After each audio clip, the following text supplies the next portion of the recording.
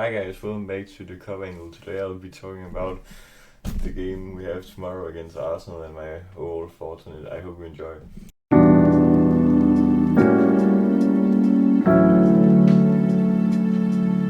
So yeah, as I said, let's get right into it. But the first little mistake on this video is that obviously Saka is in the thumbnail. He's injured, but I'll come into that later. But let's just move directly into it. Obviously, the Arsenal team news. Saka is ruled out for the game tomorrow, but Odegaard is like 75% likely to play, but maybe he just gets rested. But I guess there's also an international break. So maybe he'll play, maybe he'll not play. But no, regardless of that, then Arsenal are going to be such a tough team to face. Their defense is such a trouble for all teams in the league. But we'll have the Anfield magic, I hope. But now, obviously, talking about the goals we need. If Ekitike scores tomorrow, then he'll be the first player since John Miller in the 1892-93 campaign, which basically means he's the first one to score in each of his first 4 games for the club, which I'm so happy for him because he's performing so well, and that goal against Newcastle was very clutch. It ultimately gained us 3 points, obviously also with Rio and Gamora scoring. That was also super great. Obviously now the dominoes are falling into place. Newcastle just played 0-0 against Leeds this evening, but they also signed Nick Woltemade today, which probably means that now they have let Isak go. I think, but there's still so many rumors about it. Obviously, you can't depend on any of these rumors. It could all be fake, but I think it's close now. Like, it would be stupid for Newcastle to keep him hanging because he's worth that much money, and now they've got a replacement, so they probably just take the money. I've heard they're also quite screwed with the PSR rules, which I guess they'll just need to sell him. But yeah, obviously only 2 days left of this dominoes fall into place, which means the transfer market will close in that time. But I hope we get him, but it would also be sad for Ekitike because he's played so well. I don't know what his role will be when Isak comes in. I hope Isak comes in, but yeah. Then the next thing is the Guehi update. We've just bid 35 million pounds with a 10% sell-on clause.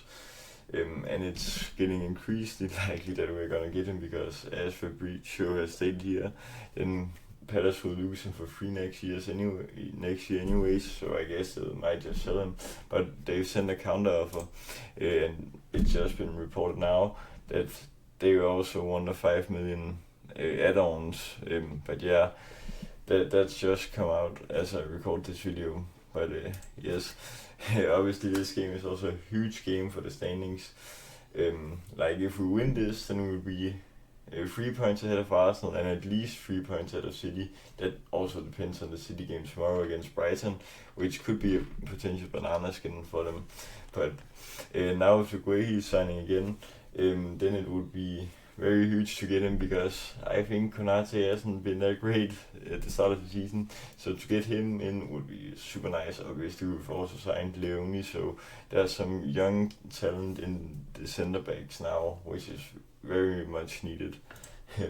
So yeah, my prediction on the game, I think it'll be very tight. It could be everything from a 2-2 draw to a 0-0 to, I don't think Arsenal can win it, but we can probably win this. But if we win, it'll only be by 1 goal, so I probably think 2-1 to Liverpool, or maybe 3-2 if Arsenal also score, but I guess we'll see that after the game tomorrow. But obviously, devastating news is after the game tomorrow, then there'll be an international break. But then there's also a good thing, which is the UCL will start soon, and I'll just take you through my thoughts on the fixtures. We've picked both Madrid sides, Atleti and Real Madrid at home, which arguably is very great because they're so hard to play against away, both of the two teams.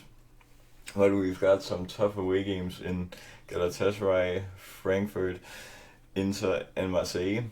Then the home matches against PSV and Karabakh should be easy enough. But if we just win the games against those 4 teams here in the middle, maybe a draw against Inter and then just win against the Madrid sides, because we'll probably win the games against PSV and Karabakh. So I think we'll get through quite easily in the UCL, but yeah, I'll probably make another video tomorrow after the game or maybe on Monday for my thoughts on the game and how it ended. Maybe also some news on the deadline day coming on Monday. Maybe a video coming Monday or Tuesday based on the transfer business we've done on the last 2 days. But that was all I had for today, guys. So I hope you enjoyed. See you next time. Peace.